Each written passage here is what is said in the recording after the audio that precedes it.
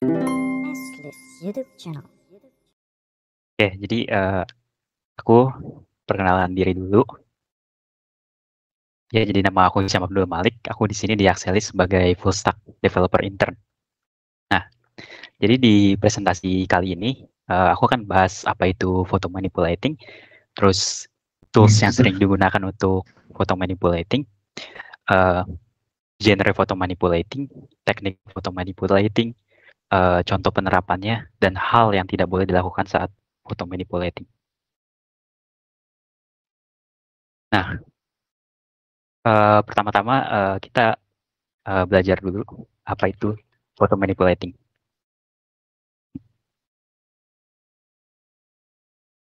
Nah, photo manipulating ini adalah sebuah proses mengubah atau memperbaiki gambar menggunakan berbagai teknik dan alat digital. Nah, beberapa contoh manipulasi foto itu termasuk mengubah warna, menghapus objek, menambah elemen, terus menggabungkan beberapa gambar menjadi satu. Nah, ada juga memperbaiki cacat atau ketidaksempurnaan pada gambar asli.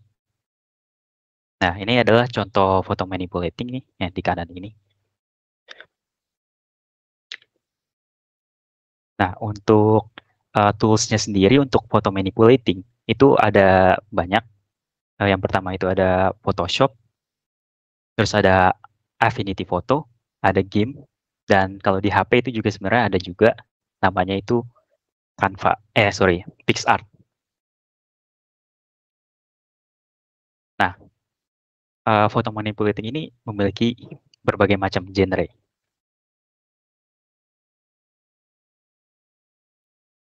Nah, yang pertama itu fantasi. Nah, fantasi ini menggabungkan elemen-elemen fantastis seperti makhluk mitologi, landscape magis, dan situasi yang tidak mungkin terjadi di dunia nyata. Gitu. Nah, di sini aku ada buat foto yang genrenya fantasi. Yang pertama itu High School Cyclops. Nah, ini adalah makhluk mitologi yang memiliki mata satu nih. Nah, di sini aku pakai gambar teman SMA aku yang aku edit. Jadi matanya itu jadi satu dan jadi Cyclops. Lalu yang kedua itu ada Maplo the King. Ya. Nah, kalau ini adalah sebuah foto kucing ya yang sedang duduk, matanya menyala kalau kita lihat di sini, dan di baliknya itu ada gunung berapi yang meletus. Jadi seolah-olah ini kucing ini itu adalah sebuah penguasa gunung berapi. Nah, aku buat ini karena emang kucing aku itu tingkahnya seperti raja, ribet dan minta-minta terus. Lalu ada juga Lembu Swana. Nah, Lembu Swana ini adalah makhluk mitologi. Uh, dia itu merupakan simbol kekuatan dan kedaulatan dari kerajaan Kutai. Nah, ciri-cirinya itu dia merupakan campuran lembu, singa, gajah, dan burung Garuda. Nah, lalu ada uh, tipe lainnya yaitu konseptual. Nah, di sini konseptual ini menggabungkan elemen-elemen visual untuk menyampaikan ide atau konsep tertentu. Nah, seringkali ada pesan di dalamnya gitu. Nah, di samping ini aku membuat sebuah konseptual art ya. Jadi kalau lihat nih, dia itu adalah foto orang yang kepalanya merokok, terus ada topi dan dia sedang menghisap rokok yang berwujud manusia. Nah, di sini tuh ada maknanya di balik foto ini. Jadi sebenarnya ketika kita merokok, yang dibakar sebenarnya itu bukan rokok, tapi tubuh manusianya itu sendiri. Karena rokok itu merupakan sumber penyakit. Nah, lalu ada structure atau building manipulation, atau bisa disebut juga landscape manipulation. Nah, ini biasanya itu mengubah atau menciptakan pemandangan yang menakjubkan dari sebuah struktur. Nah, kalau di sini ada binus ya, aku ubah strukturnya. Dan ini tuh terinspirasi dari game Cyberpunk 2077 yang dimana di game itu semua bangunannya itu futuristis. Nah, aku juga ubah binus ini menjadi bangunan yang futuristis. Nah, lalu lanjut teknik-teknik apa sih yang perlu diketahui sebelum mulai Photoshop? Nah, di sini tuh ada banyak tekniknya. Yang pertama itu adalah object removing, lalu ada color balancing, ada shadowing, color grading, dan layer blending. Nah, terus apa sih teknik-teknik ini? Nah, yang pertama itu adalah object selecting. Nah, object selecting ini adalah tujuannya untuk menseleksi objek yang kita mau dan menghilangkan sesuatu yang kita tidak mau. Contohnya di sini kita mau select burgernya aja, maka yang lainnya itu tidak bakal kita select.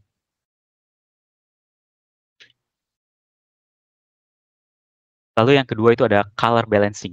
Nah, color balancing ini tujuannya adalah untuk menyatukan warna dari layer yang berbeda. Nah, maksudnya apa? Jadi contohnya di sini, di gambar ini, itu sebenarnya ada dua layer. Yang layer pertama itu adalah background-nya, lalu yang layer kedua itu adalah orang. Ya, orang yang ini. Nah, kalau kita lihat di sini, orang yang lagi berdiri di sini, itu color-nya itu tidak balance. Artinya tidak sama dengan background yang di belakang.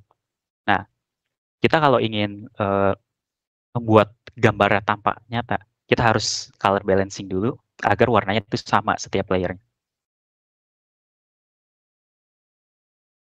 Nah, lalu yang ketiga itu ada shadowing. Nah, shadowing ini adalah teknik untuk menerapkan shadow ke sebuah objek. Nah, jadi kalau kita lihat di kiri, itu kita tuh tidak tahu kalau bahwa jeruk ini itu nempel kepada yang ada di bawah atau dia itu melayang. Nah, ketika kita mengasih shadow, jeruk ini akan tampak lebih nyata gitu. Karena kalau kita lihat nih, ketika ada shadow-nya di bawah, kita tahu bahwa oh jeruk ini menempel ke lantai.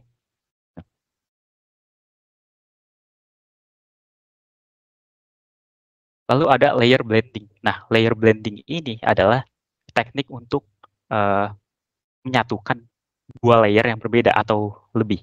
Nah, contohnya di sini, ketika kita ingin menggabungkan dua layer, yang pertama itu adalah kapal di sini dan kota yang ada di bawah ini, kita melakukan teknik yang namanya layer blending. Jadi hasilnya akan terjadi seperti ini.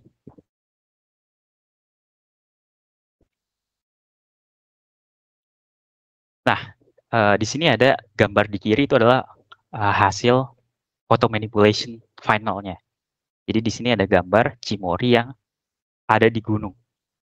Nah, kita akan belajar bagaimana langkah pembuatan gambar yang ada di kiri ini. Nah, step pertama itu cari gambar dulu nih yang dibutuhkan. Itu bisa dari Google. Nah, misalnya kita cari mountain di Google. Nah, itu bakal let's say keluar seperti ini. Dan kita butuh langitnya, kita cari sunset sky di Google, dan kita butuh grass atau sebagai wadah dari Cimory inilah. Nah, kita cari juga tuh mountain grass during sunset misalnya. Dan produknya yaitu Cimory.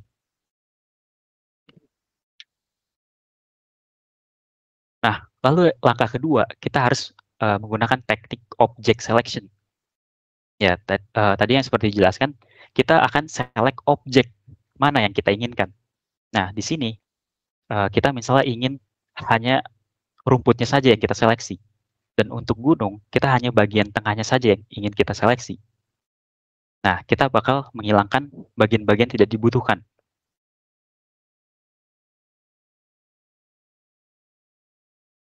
Nah, lalu di sini ketika sudah melakukan object selection, kita mulai atur komposisinya dan melakukan teknik layer blending. Nah, contohnya di sini kita akan menggunakan layer teknik. Jadi di sini kita bakal kalau kita lihat di sini layer 1 adalah Cimory. Nah, berarti artinya Cimory ini bakal ada yang paling di atas. Makanya dia adalah layer 1. Lalu di belakangnya itu adalah rumput. Kalau kita lihat di sini. Nah, rumput ini dia itu adalah layer kedua karena dia muncul kedua setelah Cimory. Dan selanjutnya di sini ada mountain di sini sebagai layer ketiga karena dia muncul ketiga setelah rumputnya. Nah, yang terakhir itu adalah layer keempat yaitu langitnya.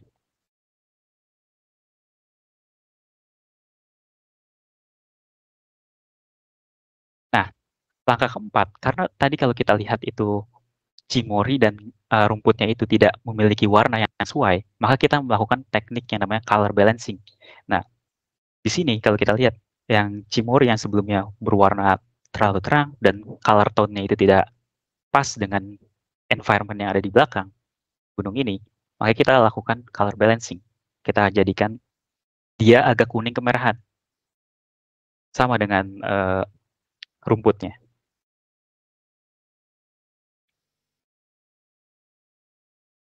Nah, ini hasil sementara dari yang udah kita lakukan tadi. Nah, tapi di sini ada beberapa notes ya. Jadi di sini ada cimorinya seperti melayang di atas rumput. Jadi kalau kita lihat sebelumnya, gambar sebelumnya yang ini, dia itu kalau kita lihat, dia tidak memiliki shadow dan dia tidak menempel di rumput. Ya. Nah, di sini ada notes-nya, tidak ada bayangan dan tidak ada highlights pada kotak cimori yang didapatkan dari matahari gitu, atau sinar. Lalu yang terakhir, itu tidak ada depth of field pada objek yang jauh. Contohnya ini adalah gunung. Karena kalau kita lihat gunung ini adalah objek yang jauh dan kita masih bisa lihat secara jelas gitu gunung. Nah, lalu langkah selanjutnya itu kita akan fix dulu nih cimorinya yang tadinya seperti melayang di atas rumput. Nah, kita akan membuat dia itu akan berada di antara rumputnya. Nah, kalau kita lihat seperti ini, yang di kiri itu tadi dia seperti melayang, dan kalau saat dikasih rumput di depannya, dia akan terlihat seperti menyatu dengan rumput. Nah, lalu kita fix yang tadi, tidak ada bayangan. Ya. Jadi kalau kita lihat di sini, matahari itu datang, atau sinar datang dari depan, atau dari kiri. Nah, yang jadi masalah di sini, cimori ini, dia itu tidak ada bayangan di belakang, di depannya di sini. Nah, oleh karena itu kita harus mengasih bayangan pada cimorinya. Nah, dan juga di sini rumputnya kita kasih bayangan karena ini namanya adalah contact shadow.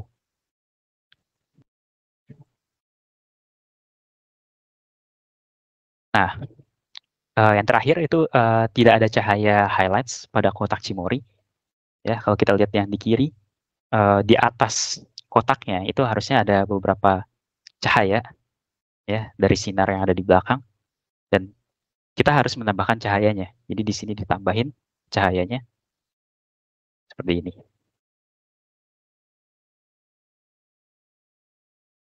Nah, yang terakhir itu tidak ada depth of field pada objek yang jauh. Nah, kalau kita lihat di belakangnya, ini gunung ini, itu kan dia terlalu jauh ya jaraknya. Biasanya kalau objek yang jauh itu akan blur sedikit. Nah, di sini kita akan kasih blur pada objek yang jauh ya. Contohnya ini adalah gunung yang ada di belakang. Nah, dan terakhir di sini aku juga apply color grading. Jadi dia akan berwarna seperti kekuningan. Jadi seperti sunset lah ibaratnya. Nah, itu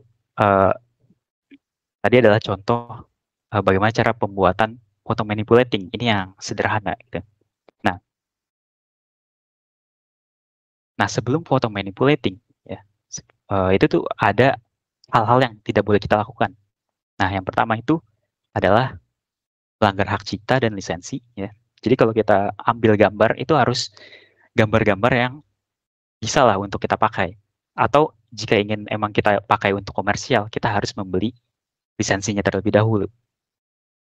Nah, lalu yang kedua itu kita untuk foto manipulating ini itu tidak boleh menyesatkan atau memalsukan informasi. Jadi manipulasi foto untuk menyebarkan berita palsu itu nggak boleh.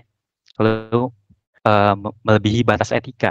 Jadi manipulasi foto untuk tujuan yang tidak etis seperti mempermalukan atau merugikan orang lain.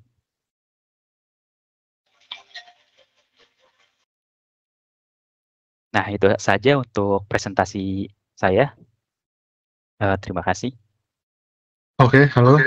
Thank you. Ini cukup menarik ya materinya Kak Hisham. Kebetulan kalau saya sendiri sih suka ya ambil foto kegiatan sehari-hari saya. Tapi masalahnya saya itu tipe orang yang nggak bisa ambil foto sih. Jadi saya cukup tertarik untuk belajar foto manipulation agar foto-foto yang saya ambil tuh bisa jadi bagus. Nah, Soalnya kan karena foto manipulation ini kan tadi tujuannya untuk mengubah dan memperbaiki gambar ya. Kira-kira kalau untuk foto objek dan kegiatan sehari-hari, genre dan teknik apa sih yang harus saya pelajari biar bisa bantu bikin foto saya jadi bagus? Terus tadi kan ada beberapa tools ya yang disebutkan seperti Photoshop, Affinity, dan Pixar dan lain-lain. Kira-kira yang friendly to use dan mudah dipakai lah buat pemula itu tools yang mana ya? Terima kasih. Oke, baik.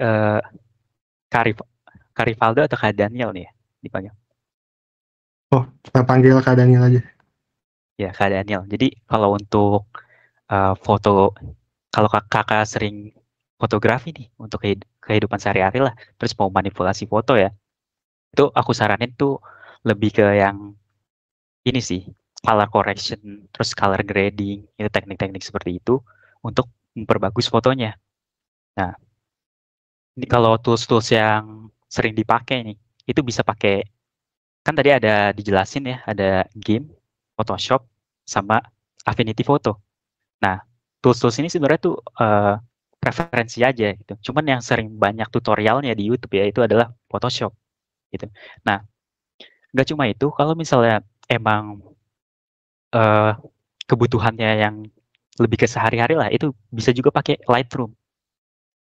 Ya, ini bagus nih untuk color grading, untuk membuat komposisi warnanya lebih bagus, atau ya misalnya genrenya mau cool, tone-nya warm, atau eh, ya pokoknya ya untuk kehidupan sehari-hari lah. Nah, ya kalau untuk tools sendiri ini, itu kan tadi ada Photoshop ya. Nah, kalau Photoshop ini dia itu berbayar. Jadi di Photoshop ini dia lisensi, subscription lisensi. Jadi dia itu per bulan atau per tahun gitu. Nah, kalau untuk harganya sih memang paling mahal itu adalah Photoshop ya. Nah, yang kedua itu tadi ada Affinity Photo tuh. Affinity Photo ini lebih murah karena dia sekali bayar, ya dia bisa langsung pakai selamanya gitu. Nah, kalau untuk tutorial Affinity Photo ini sekarang udah cukup ini ya, udah banyak ya tutorial di YouTube. Jadi itu juga bagus sih kalau untuk mau dicoba ya. Nah, kalau yang terakhir itu GIMP. GIMP ini yang open source ya, dia gratis. Cuman kelemahannya dia tutorialnya tuh sedikit dan tools-toolsnya itu lebih sedikit. Jadi kalau untuk saran aku ya, itu bisa pakai Photoshop sih. Oke, kalau gitu thank you ya Kak Isyam atas sarannya. Iya, thank you. Pagi Hasim ya, Hasim Abdul Malik. Oke. Menarik sekali sih sebagai orang yang tidak terlalu bisa ya dalam melakukan manipulasi foto. Saya cukup tertarik gitu di hari ini bahwa Daniel membawakan materi yang sangat baik gitu ya. Oke, paling ada 2 pertanyaan dari saya, Hasim. Pertama, ini dalam manipulasi foto ya, khususnya di advertising, di iklan gitu ya. Tadi kalau kita lihat di slide terakhir ya, sebelum yang terakhir itu ada beberapa aturan gitu ya. Nah, saya paling pertanyaan pertama, bagaimana cara kamu menentukan batas antara menarik perhatian dan menipu konsumen? Ini beda-beda tipis kadang. Saya ambil contoh misalkannya Mas Iden ngelihat Momogi gitu ya. Momogi sangat berlimpah bubuk coklatnya atau bubuk jagungnya, tapi ternyata begitu sampai ke konsumen ternyata cuma kecil gitu, tidak sesuai dengan gambarnya gitu. Nah, itu batasannya seperti apa antara menarik konsumen, menarik perhatian dengan menipu konsumen. Itu yang pertama. Yang kedua, sebenarnya menarik juga bagaimana manipulasi foto ini dapat digunakan untuk menyoroti apa ya, isu-isu sosial atau politik, dan dampaknya terhadap audiens itu seperti apa. 2 itu sih paling titipan pertanyaan saya. Thank you. Oke ya, jadi kalau untuk pertanyaan ini ya, saya akan jawab dulu yang kedua. Itu Boleh. untuk ya misalnya untuk mengkritisi politisi lah atau artis lain gitu. Nah ini batasannya itu lebih ke fakta apa sih yang udah dilakukan sama si politisi ini. misalnya ada suatu politisi blunder nih, ya let's say blunder lah.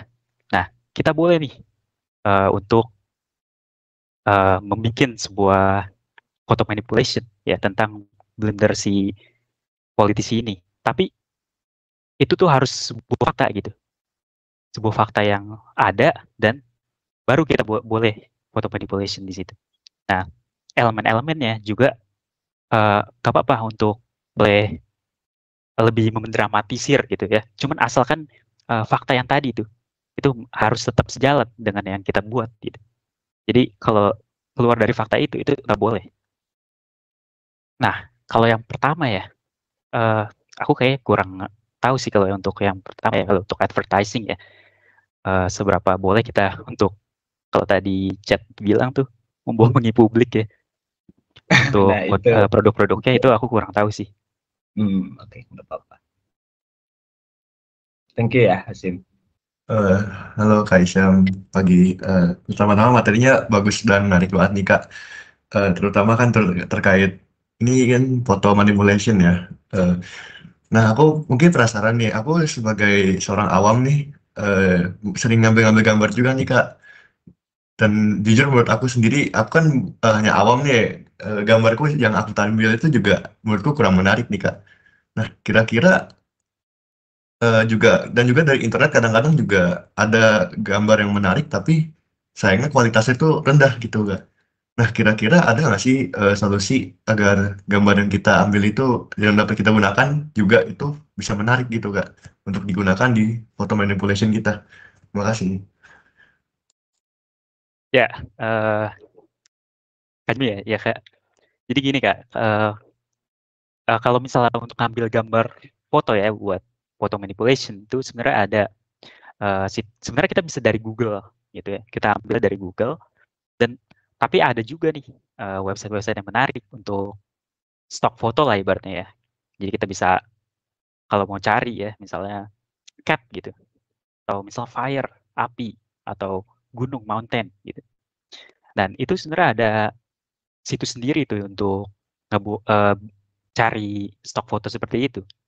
Dan situsnya itu contohnya adalah Envato sama Shutterstock. Nah, kelebihan dari web ini atau situs ini tuh apa? Jadi kalau kita pakai ini, itu lisensinya udah jelas.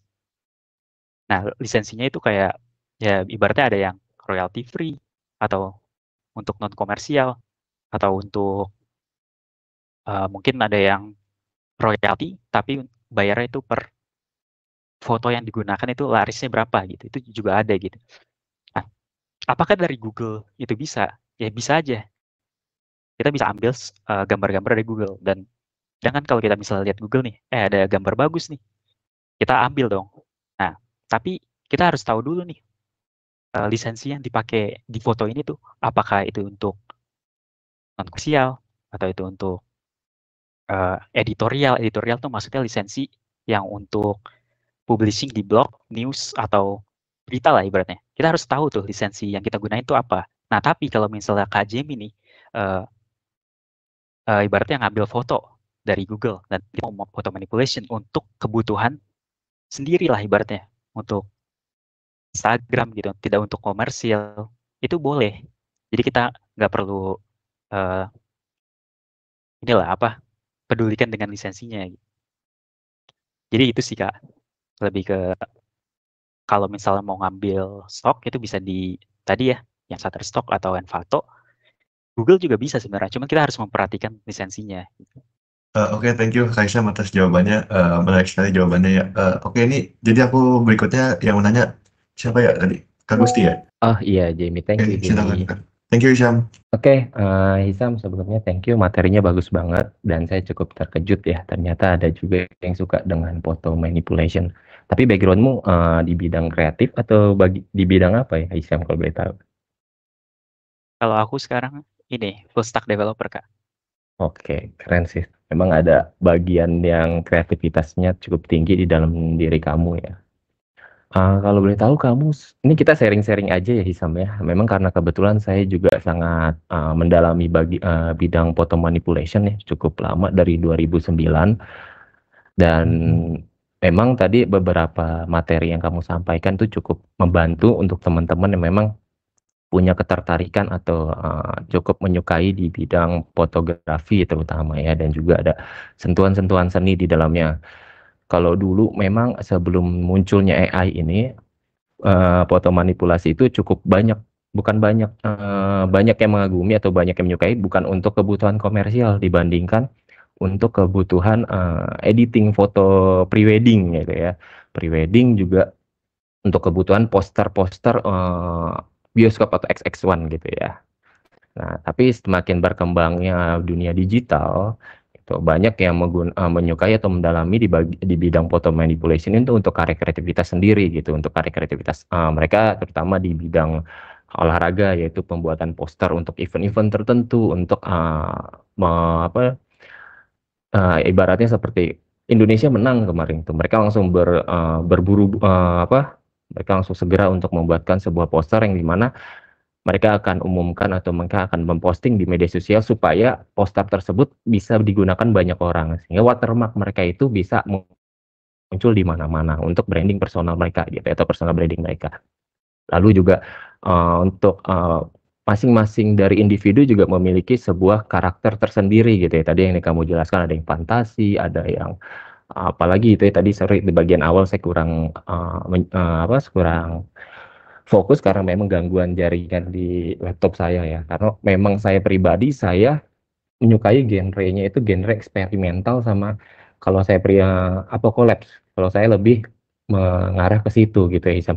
Kalau Isam menyukai mungkin kalau Isam lebih ke bidang bagian fantasi ya gitu ya tadi yang saya lihat ya.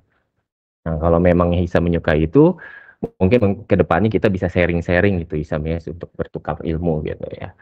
Nah, kalau saya itu punya referensi atau artis seniman untuk bagian foto manipulation ini ada dari orang luar, yaitu ada si Benjamin Van Valen, ada Ellen, kalau di IG-nya itu ada Face Runner, ada juga Hugo gitu ya. Itu bagian tergantung dari karakter kita sendiri gitu Isam ya. Dan juga tadi yang dijelaskan oleh Isam betul sekali, memang untuk tools foto manipulation ini tidak sembarangan gitu ya. Kalau memang ingin mendalami secara langsung, boleh kita langsung terjun ke Photoshop gitu ya. Dan untuk pencarian tadi Jamie, untuk yang untuk pencarian image mungkin ya yang free itu mungkin bisa dari Unsplash, mungkin bisa dari Pexel, mungkin bisa dari Pixabay. Itu cukup membantu karena memang kalau yang ingin mendapatkan kualitas yang bagus, platform-platform tersebut akan memblokir beberapa image yang dikhususkan untuk personal use. Mereka akan memberikan badge itu premium gitu. Kalau kita mau mendownload itu kita harus mendaftar sebagai membernya dulu gitu. Tapi kalau untuk personal use mereka juga memberikan secara gratis gitu ya. Tapi untuk kualitas yang bagus mungkin bisa mengambil dari Shutterstock atau juga dari Envato. Kalau saya cukup kalau untuk kebutuhan ringan saya cukup mengambil di Unsplash, Pexel atau Pixabay gitu. Tapi kalau untuk kebutuhan yang berkelanjutan saya mungkin mengambil stoknya atau member di Envato gitu sih. Dan itu aja sih dari saya Hisam. Thank you banget kamu untuk materi hari ini, cukup mewakilkan dari pribadi saya gitu ya, karena saya memang cukup menyukai dengan bidang foto manipulation. Kebetulan tim saya juga menerapkan ilmu tersebut dalam pekerjaan sehari-hari kita gitu ya. Itu saja Hisam. Thank you.